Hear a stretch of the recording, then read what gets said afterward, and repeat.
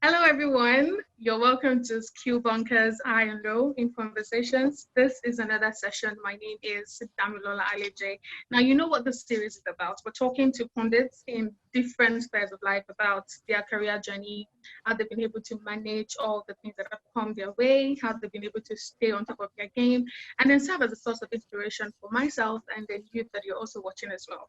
So this week, we're having none other than Tolulope Adeleru Balogun. Now, Tolulope in the past few years, that few years that I'm talking about is not small, plenty. But in the past few years, Just make me old. Okay, it's okay. Tolulope Adeleru in the past years, I've stormed the media industry with, standing out career. Tolulope is one of them. She's graduating top of her class with an honors degree in mass communication. She has continued to improve her skills with training. She is a CNN journalism fellow and has also completed training with some of the best and the few from organizations such as the BBC, VOA, and Al Jazeera. Understanding the role of social media in today's journalism, she has received training on journalism and the new media tools. Tolulope has widened her scope of knowledge, particularly concerning conflict and uprising issues around the world, with a certificate in Peace and Conflict Resolution from the Kofi Annan International Peacekeeping Training Center. Hello, Tolu. Hi, Dami. Hello, everyone. You're welcome to this session. We're really, really excited to have you here, and we're going to, sorry about that.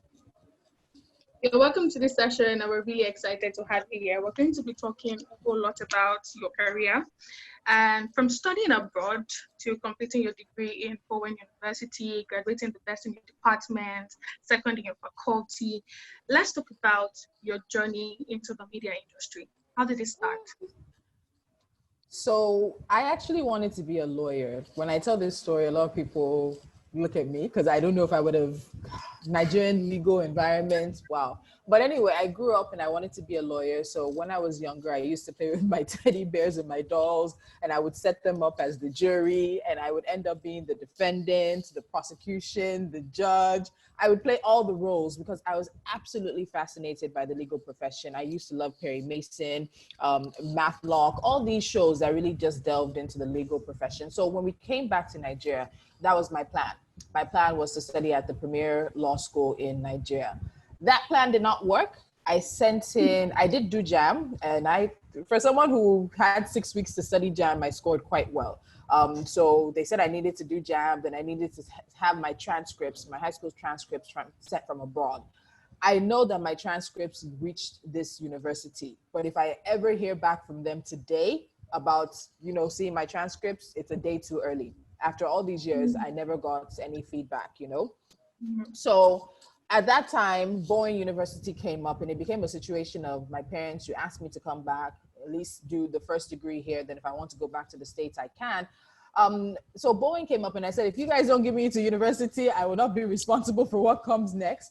And my family is a very, dyed in the wool Baptist family. My dad is a reverend, a Baptist reverend. So Bowen came up, I went there, they said they were going to have, what did they say they were going to have? They said they were going to do mass communication. Then when I got there, they said, okay, they don't have mass communication again, that I'm going to read English. I was like, English? I'm not trying to be a historian. I'm not trying to be a teacher. English? I said, okay, fine. Let me get in. Let me do 4 years. Let me get this first degree. Only for me to get my admission letter, and the letter read human communication. I said, what? What is human communication? I asked you people for mass comm. But human communication is actually, it's actually a degree. I looked it up, but eventually we did change it because of the NUC, and it did become a degree in mass communication that we were awarded. So that's how I entered and ended up in media. So within the first few weeks in classes, it was like I was born with this. It was like this was what I was born to do. And I realized that, when you plan your own thing, God disposes. God does his own thing, So I was like, okay, so this was a happy coincidence. This was a happy detour. And this is, I think, 2006, 20, wow, this is like a decade and a half later. And I have no regrets. I have absolutely no regrets. So you see, the oldie thing is not, it's not like we were talking about. What do you mean? But 10 What are years you in the trying to say, industry, Damilola? What? no. But look at it, 10 years in the industry is no joke. For you to have been 10 Yeah, years and still yeah. be doing as much as you are doing right now means that you're doing something right. You are where you are supposed to be. Now, for somebody who didn't want to study mass communication at first, who ended up finding out that that was what she wanted to do, to doing almost everything in journalism, Mm, done radio, done TV. Now I see you're writing. Yeah, yeah. which is quite a lot of things. So how are you able to manage all of this together and doing everything in journalism? I think for me, like I've had stages, they never really all came together. Radio, okay, well, TV was first because in school, you know, we had to do, I think it was CWES, all these internships. So I actually got my start on TV. I wish I could find those tapes on NTA or Gumasho. You'll see me with Gele and proper retired as the one reading the I'll English look for it. news. And the very first night, I was petrified. I had my family watching. There were other people in the Bumasha watching because, you know, it was Reverend Adeleru's daughter and everything. And I was just like, oh my God, there are thousands of people watching me. I'm on TV. It was something else. So I actually started TV. Then when I did service, I was sent to the Federal Ministry of Communication in Information and Communication in Abuja. And I had a friend who the year before, I was already in Abuja then with my sister, had said, okay, there's this competition called the Broadcaster that Cool FM Abuja has. Hey, you should enter. I was like, I don't think I'm the kind of person they're looking for. You know. So the second year, they didn't even tell me. They just entered me and they said, babe, I'm coming to pick you up and I'm dropping you. When I got there at 8 a.m., when the doors were closing, there were over 300 something people. I was like, I want to go back home. There's no way I'm going to win this. Why are you stressing me, you know? Because then I was still thinking, okay, do NYSC, go back to the US. Is this what you want to do? And I think sometimes when you ask, when you really, really ask, and you're questioning what's the next step, somehow the universe, God, whatever you believe in, shows you what the next step is. So I started the competition, and throughout the competition, I was, you know, people were falling by the wayside. I was continuing. I was like, okay, Abuja likes me. I don't know what they like, but Abuja likes my voice. They like hearing me. And I made it into the top 5, and it was astounding. So the day we were passing out was the campgrounds. We were on the parade grounds in Abuja, and people started shouting my name. And I'm like, what? They said, I won. It's like, I won what? Because me, I'd even thought there are better people. But I Yeah. won the broadcaster the day I passed out of NYC. The next day I started work, and I literally have not looked back. So I think that when you open yourself up to opportunities, whether you're the one who goes searching for them or people around you are the ones who sort of tell you, hey, I think you could really try this thing out and it could be something you want, you really become good at, you see yourself in a different light. So I have a caveat for that, because I've seen people who go on to all these singing competition shows and they tell the judges that their friends say they have a good voice and they actually don't have a good voice. So please be as honest as possible with yourself and with your skills. I think it's very important. I know I could do it, but I was like, there are people better than me. There are others they're looking for. What am I saying that people want to hear? So this voice that we all have in our heads that tends to have us doubt ourselves, really, really, truly try and find a way to silence that voice. No one who has ever succeeded the first time. So even if you fail the first 2, 3, 4 times, continue trying. So you will find a way into that thing. So I started working Cool FM. Then an opportunity at ITV Abuja came up. I've cut my teeth on local stations. Then from ITV Abuja, I went to NN24, and that was an absolutely amazing experience. The training there, I have to give it up to my colleagues, because a lot of my colleagues from NN24 are the ones right now at the top tier of the industry. We're in the major television stations across the country, and they're doing the thing. And I know that, like myself, that training was so impactful. So I have to say, trainings, take them where you can. And I really wonder for the broadcast industry, if more stations and even newspapers, even print, we have got to continuously train our staff. Why would you be comfortable keeping somebody on payroll for 7 years who's never attempted to upgrade their skills? This is the time of the knowledge economy. It is the knowledge you have that you will be paid for. if the skills you went into this industry with 7 years ago are the skills you still have now, nah, fam, no, that's not the way forward. So see, NN24 gave me the opportunity to go to CNN headquarters in Atlanta. The training immersion was absolutely fantastic. Met the people we see on screen. My first interview was with Richard Quest. I ended up interviewing him again. I think I'm one of the few people who's interviewed him twice. I met Aisha Sise. I met Hala Garani, Wolf Blitzer. It was just incredible seeing how that organization has been able to reproduce what they started with in the US internationally. And then even this idea of fresh news, they can use some of the same stories over and over, but it's treatment, it's the production, it's the angle. It's a different anchor, a different face. So you learn that you can do certain things over, but it's how you handle them, how you treat them that you do. So for NN24, I like challenges. I went to Nigeria Info. When we started at Nigeria Info, it still is, but primarily the first talk and news station, pure talk in Nigeria. I hosted their political morning show, Morning Crossfire, for about 7 years. And that really is what cemented my reputation in the industry. So I'll always be grateful for the opportunities to be at the forefront of challenges, trying new things, take those challenges, sometimes take those risks. I know in the Nigerian context, it can be difficult. Everyone is looking for jobs. You want a job that's stable. You want that salary that comes in at the end of every month. But take the risk that you can. Calculate those risks. See where it'll take you. Will it push up your earnings? Will it give you more credibility? Will that eventually push up your earnings? You have to calculate these things. These days, you can't sit in one place doing the same thing over and over and over. Over and over again. Yeah. Yeah, so talking about, in fact, there was something you said that's going to take me directly into the next question. And that is, with all the skills that you had, why was it important for you to update your skills, to evolve, to become better?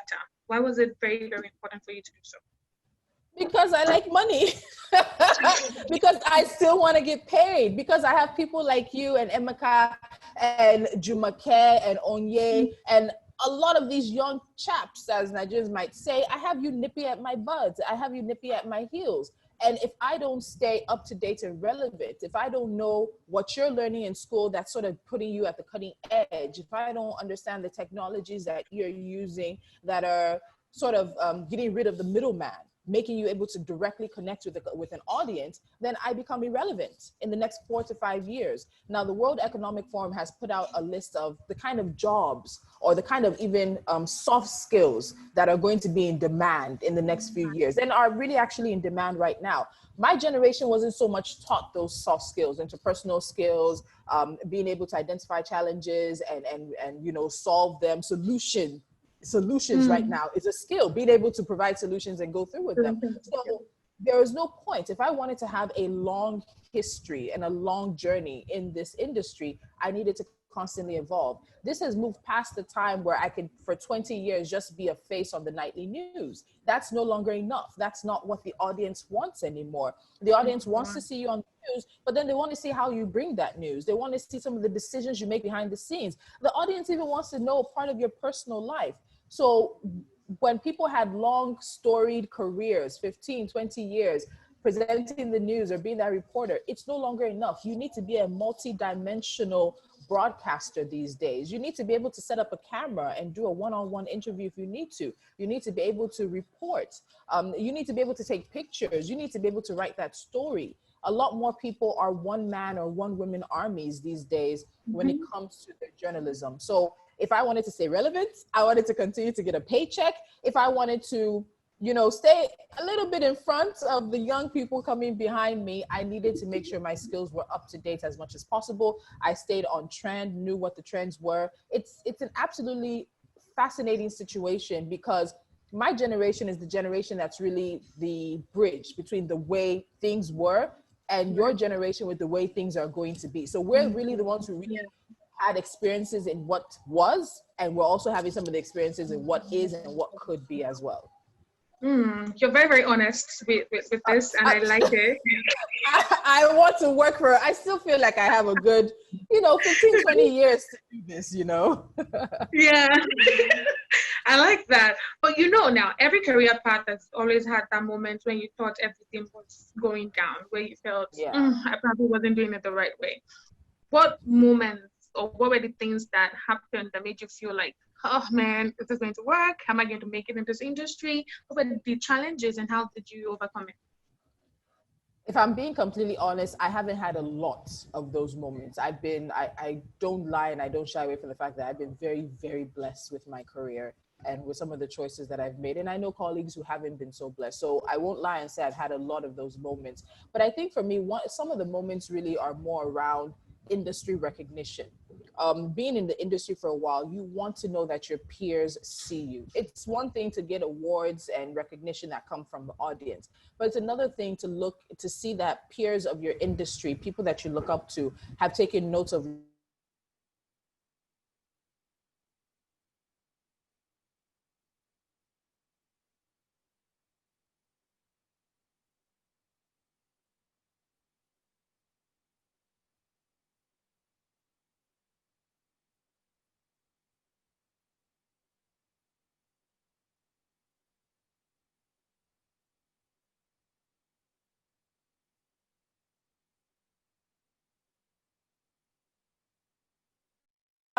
one of my lows, I don't know, particularly for me, I think lows revolve a lot around your organization at times. And if you do not feel like you're being appreciated, what value you bring to the organization is not appreciated, it can make you feel destabilized sometimes. It can also make you question exactly what you're doing. And I think it took me literally the entirety of my career to be in the bracket. And I don't think it should take people that long when people are doing the work. And I think there's a whole conversation that actually needs to be had around remuneration in the media industry, a separate conversation from this. So that's one. I think I have a lot more highs, but one of my lows was probably getting a warning letter from NBC, which they seem to be handing out very, very easily these days. And Mm-hmm. for any upcoming broadcaster, if you're going to work on a terrestrial station here in Nigeria, you need to know the code. And I say that with the intention of saying you need to know the rules to know how you can break the rules, to know how far you can push your limits. And that's one thing I was quite adept at. Me and my colleagues that were Nigerian for, we understood the context of the rules, but we also knew the terminologies to use, the ways we could defend ourselves if something came up, So that also can be a situation that one faces in this career. And media organizations, no one wants to run afoul of NBC, but we're seeing certain things now that we hope that people will challenge, because it will end up suffocating a new generation of broadcasters, and we don't want that. We don't want that. So can I talk about some highs? Yes, that's where I was gonna go. So let's talk about the highs now. What were the moments where you felt, when you knew, like, okay, my career is taking an upgrade. I'm doing it. My memory is, I'm getting older, so my memory. But let me talk about a low real quick. That's always been a funny one for me. So when I was at NN24 was hosting the presidential debates and vice presidential debates. And these were the first ones outside of the typical, I think there's a Nigerian organization that hosts debates and schedules president and vice president. So this was the first independent, no, not the first, but one of the first in recent times. So we had a host who was in Abuja, and I was the in-studio host. So when you need to take breaks, when we're looking at what people are saying on social media, this is when social media was really blowing up in terms of political conversations for Nigeria. So we're watching what's happening in Abuja, and I have my microphone pack at the back of my, I think either pants or skirts or whatever I was wearing that day. And I did not know that they had actually come to me and they were on me. So I was, those things can be very irritating. Yeah, so I was scratching where the microphone was irritating me. Oh, and then I see myself on screen and I just comport myself and I go on. But within 5 minutes, I saw people commenting on Twitter that what's wrong with this presenter? She's scratching her butt. Does she have craw? I was like, oh my God. I was so mortified. Jesus. that was a low. So definitely my a low. goodness, put down the itch to scratch. Don't, as in, because I'm the one they see, they don't know about a cameraman or somebody in the MCR. They didn't know that I wasn't queued to be on live. So just always, the microphone is always on. Just think like that. And the camera is always on. Just always have that in the back of your mind. All right, so some highs. One of the highs definitely has been winning an industry award, recognition from my peers.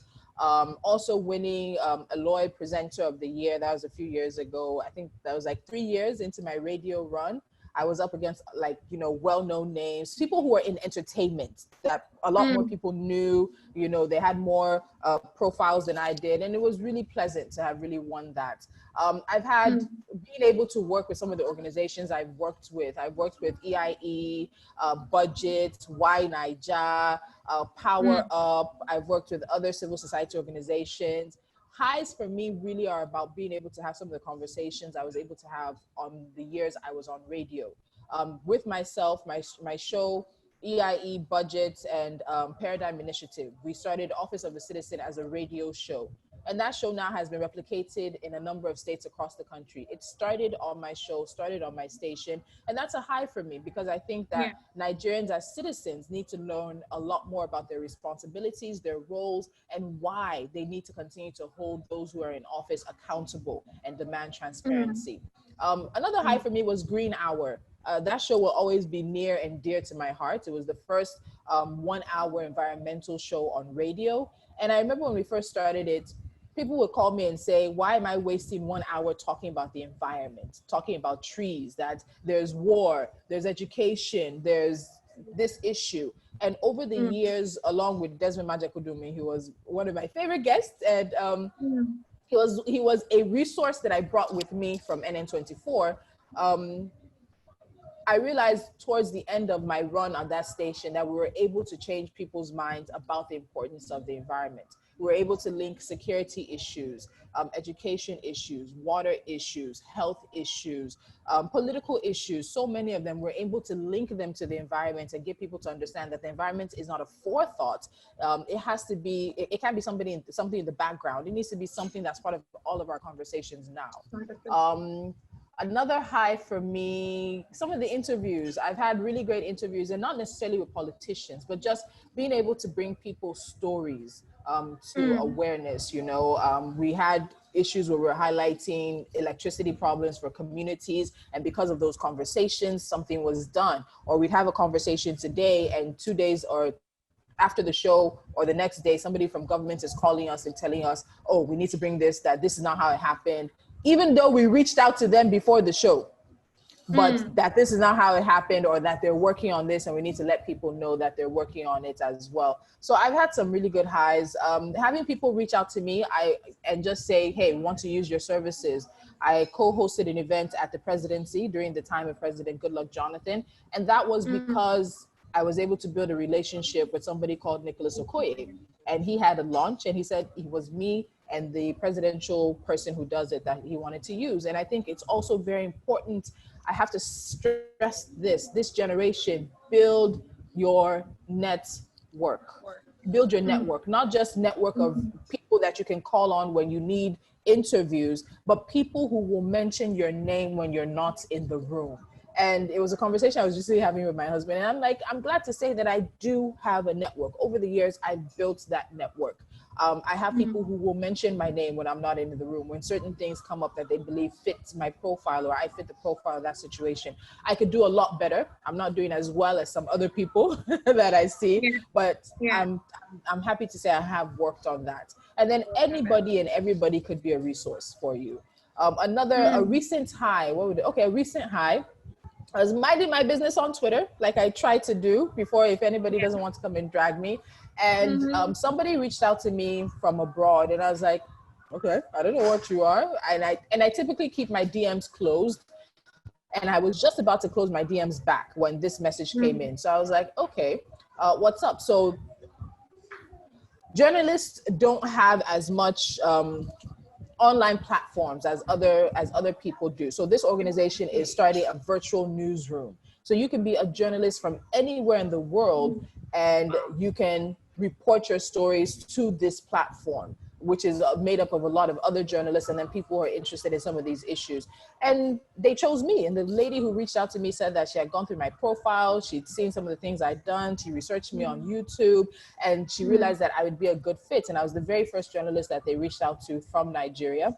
So I've been doing things with them for the past 3 weeks now. And those are so, you know, those things, and it came at a time when once again I was saying, what's next? I'm always asking myself, what is next? After I do this for a few years, what's the next step? Where does this take me now? So this came at a time when I was asking myself, what's next? And I was like, okay, so this is next actually. And it's helped me also because there's a monetization ability as well. So I'm like, okay, so I can monetize the knowledge and expertise I have on Nigerian politics and share that information with the world and somehow get paid for that. Okay, so you know what? Hello, hi, I'm there.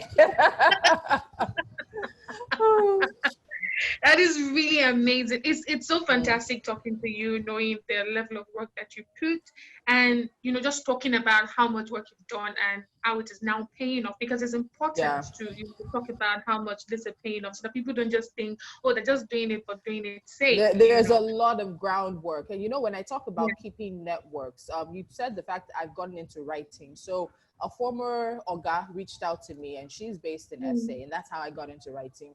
And she was like, they wanted to find out, this is when COVID first entered Nigeria, and we had the Italian that the first article I wrote for them was on electricity. And initially I was actually going to pass it to somebody else, but my husband, who happens to be like my manager and my number one fan, was like, you can write this. And I'm thinking to myself, yeah, I know I can write this, but will it make sense? Will it get to the point? So I was already I knew I could write it, but I was doubting my ability to really deliver. And it took me about 3 weeks. I had to do interviews on the phone, you know, and things like that. But when the final product came out and I saw it published, and I was like, oh, wow, I wrote this. And I was like, I did that, you know, I did that. And I did it well. And they came back to me for another one. And this is somebody that, she was one of my trainers when I was at NN24. And I remember her telling me that she considers me to be one of those all-round broadcasters. Or I can be on TV, I can be on radio, I can write, I can produce. And sometimes it can be too much, because being multi-talented and multi-skilled, people expect multi-results. So sometimes it can be too much. But at this time in my life, it seems to be paying off, especially when people want more from somebody that they're looking for. And again, this is about the value of networks. I kept my network with her. Over the years, we just communicate. Is it happy birthday? When I had my daughter, she sent presents, very unexpected, you know. So it's not just knowing the people, but water the networks. Be intentional. I took a course when we first started coronavirus, and it was net weaving. I was trying to look at him to get net weaving. And it talks about taking networking beyond just having the connections. It talks about being intentional with those connections. How do you use them? How do you water them? When somebody posts something, comment on the post. They're more likely to remember you in the future if you reach out to them. When there's a birthday, an anniversary, congratulations. Those things keep you stay in people's minds. So it's not just about having the network, but being intentional about watering that network and keeping it going. And I've had people, there are people I just with on Instagram. And then just last week, one of my friends who I used to work with, but we talk mommy matters on Instagram, she reached out to me about moderating a panel. And we haven't had professional conversations in a long time. So keep your networks, be intentional about them, and this day and age, it's not enough for you to know that you're skilled and what you do. You need to sell yourself. You need to sell yourself so much more. Visibility, I'm trying to be a lot more intentional about visibility. When I do things before, I was one of those who was very reluctant to promote myself. Well, please, every year needs to be the year of promotion. Put it on every single platform you can.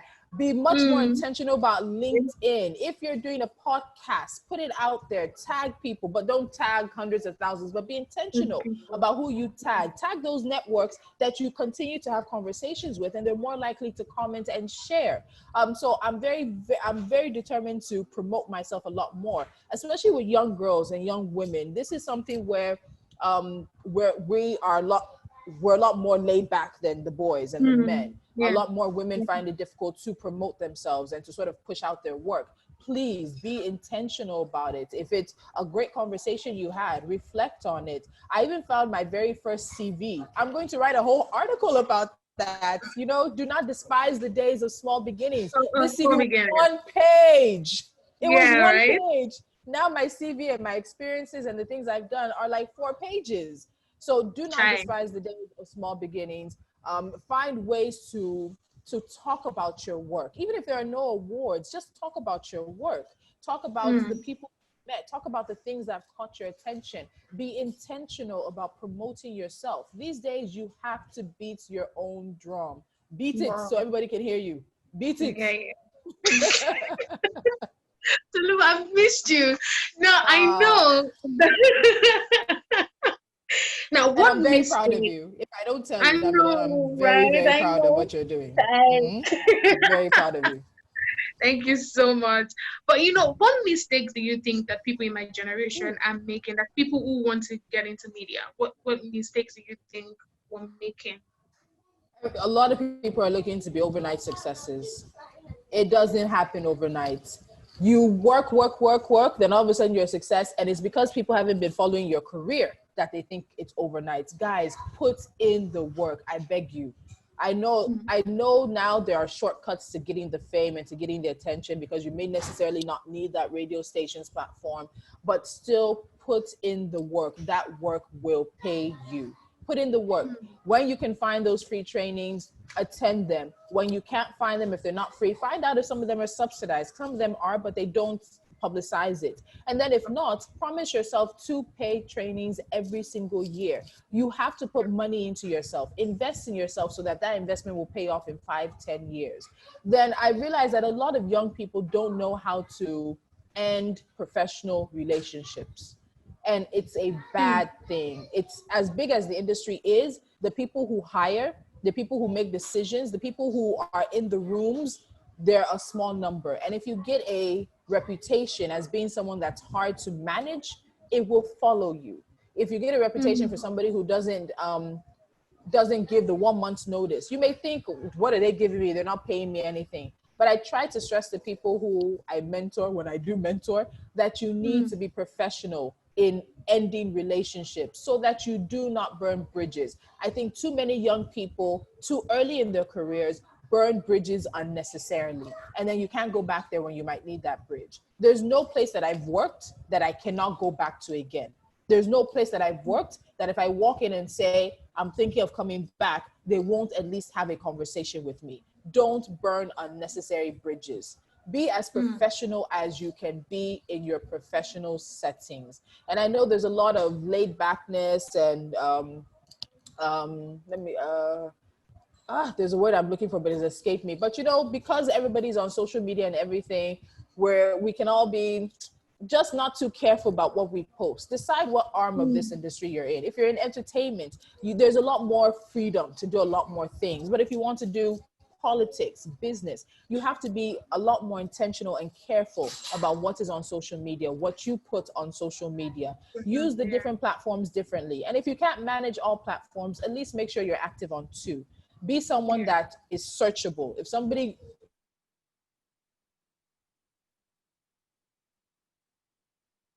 was this was I I do Google that myself. though. I do that.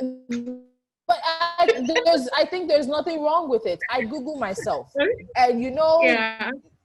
unfortunately, bad news tends to stay at the top because that's what gets the number. So if you want to get rid of that bad news, you have to put good news on top and get that good news out there. But Google yourself. Are you searchable? That's a valid question. And if they search your name, the first tweets that comes up, are you insulting someone because of sports? Are you insulting someone because of music? Are you insulting a politician and his family? You understand? So while social media is free and you're free to do everything, think about how it can reverberate, how it can bounce back. I will type. It's not brand. It's not the brand that I feel that I represent. It's not on brand for me. So I'm just like, oh, if someone Googles my name now, this is the first thing that pops up. That's not the representation I want. And yes, think of yourself as a brand.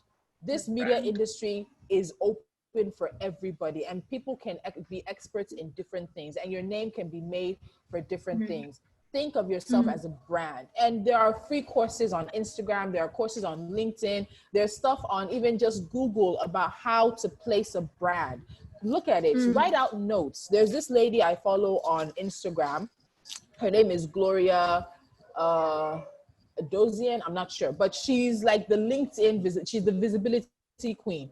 And I took one of her courses and I wrote down everything. And there are things like how you write articles on LinkedIn, things that give you visibility and that are intentional, that speak to your brand, you know? So think of yourself as a brand. How do you promote your brand? What are you saying about your brand? What are the values that your brand has?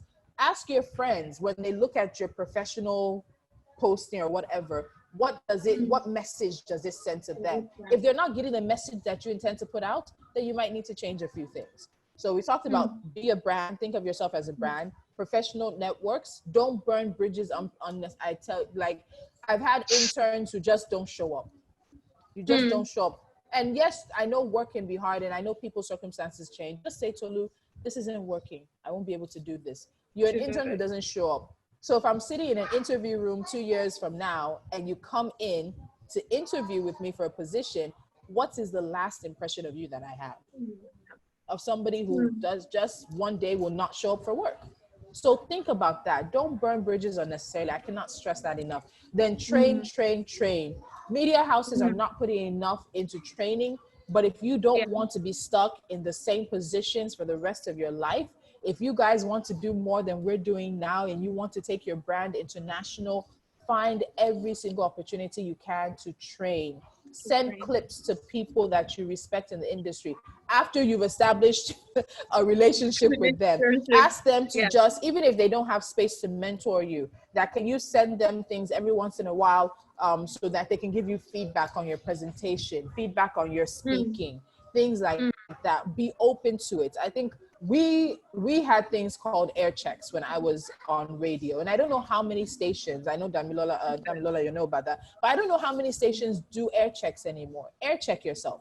One of the things I hate worse in my life is listening to the sound of my own voice. I cannot tell you enough, and I think that's many broadcasters. The sound of my own voice in my ears is like nails on a chalkboard. I don't know why you people like in my voice, but it's not very Oyinbo. Oh, I'm sorry. But I will sit down. We would sit down and air check 10 minutes of somebody's show, checking the speech band, the introduction, how you went on a break, the questions you asked a guest, how you put your questions together. Now that I'm back on TV, I hate it, but I watch my shows. I actually watch my shows regularly, and I'm like, oh, why did you say it like that?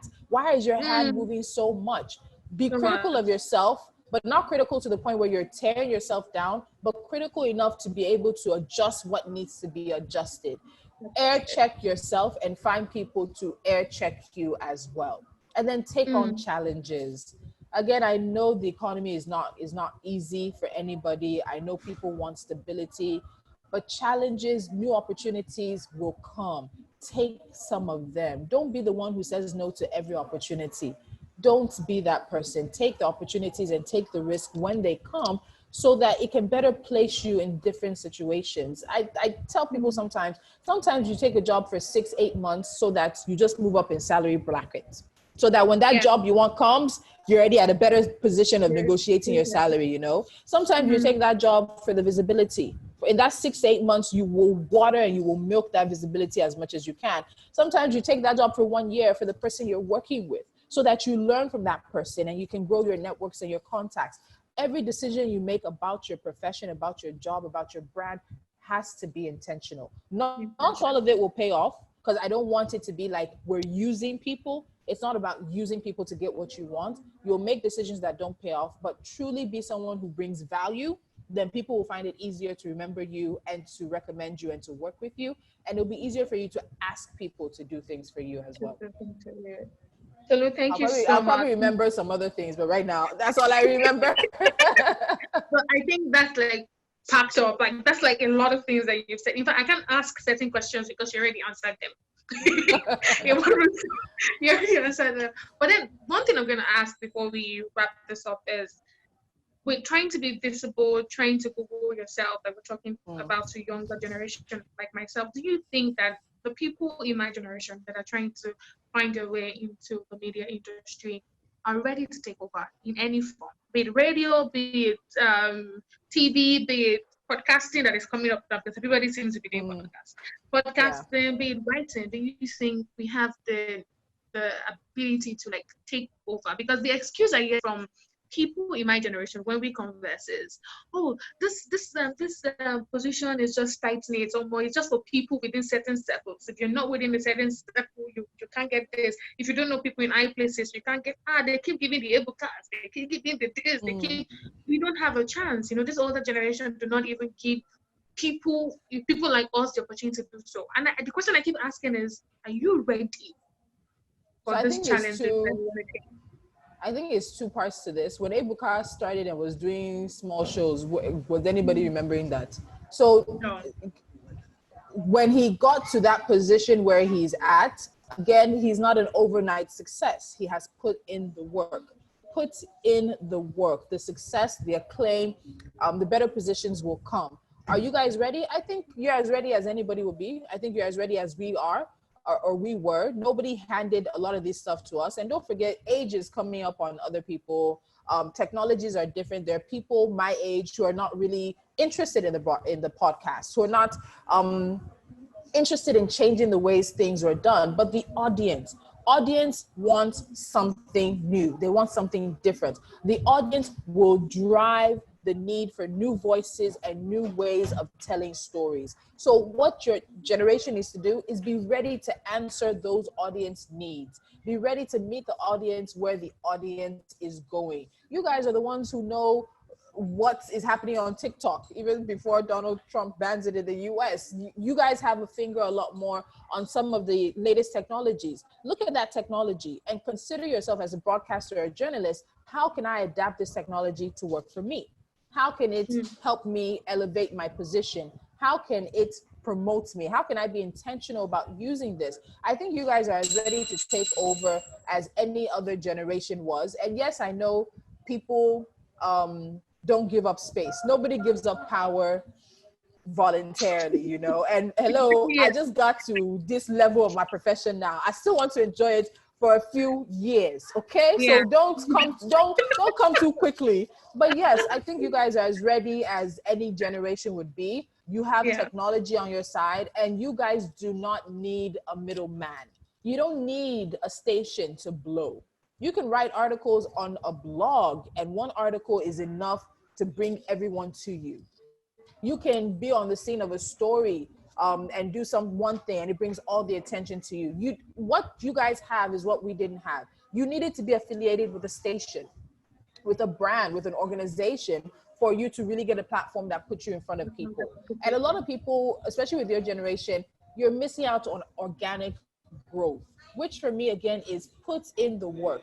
Have the platforms, put the work into the platforms, and the platforms require things they require a little bit of different things. So don't just think it's copy and paste from Twitter to Instagram to Facebook. It's not the same. Facebook, longer articles; Instagram, more pictures; Twitter, a lot more engagement. Use each platform the way you should. And one other advice I would give is, a lot of you guys have nicknames, but one name you have on Twitter is not the same name you have on Instagram. It's not the same name you have on Facebook. So if I want to cross search you on multiple platforms, I don't know what I'm looking for. I had a different name on Twitter a number of years ago. I think my first or second year on radio. And then around the time I was getting married, I was like, I need to make this easier for people to find me. I need to make it more professional, and I need to be able to use the same name across platforms. So the full name that I use on Facebook is what I use, the shortened version on Twitter at Tolulope AB. Is the same one I use on Instagram. Find a way to make sure that you are searchable and that from platform to platform, people can easily find you. Organic growth, put in the work, so that when your name is called and people want to see, oh, what is this person capable of? What has this person done? There's something that that they can look for and they'll find you. Your generation is as ready as any generation to do what is necessary. You even have more technology to use to do that as well. So definitely, I think the time is now, however you want to use the technology, whatever platforms you want to use. Look for platforms that are not monetized. Look for platforms that can monetize you. Look for platforms that have a large number of the type of audience that you're looking for and the type of engagement, and use them to this phone's absolutely powerful. You can become a brand on your phone, a media brand. You don't have to be a social media influencer. You can be a media broadcasting brand with just this. Yeah. So please use it. Don't use all your time to insult oldies like me or insult everybody. Because if I search, you know that thing that we all laugh about on Twitter, but it's true. If I see somebody's comments and I want to reply and I just go to your timeline, I just look at maybe 10, 15 tweets. I'm like, nah. Nah, no way. I will not help you get visibility on top of my followers.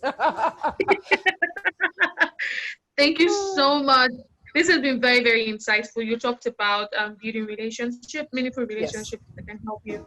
You talked about ending professional relationships well, which I think a lot of people in my generation need to take seriously. Not just say, oh, because for the EP people, we can do whatever it is we want to do, and they just think we can move on like that. Even if you're not being paid.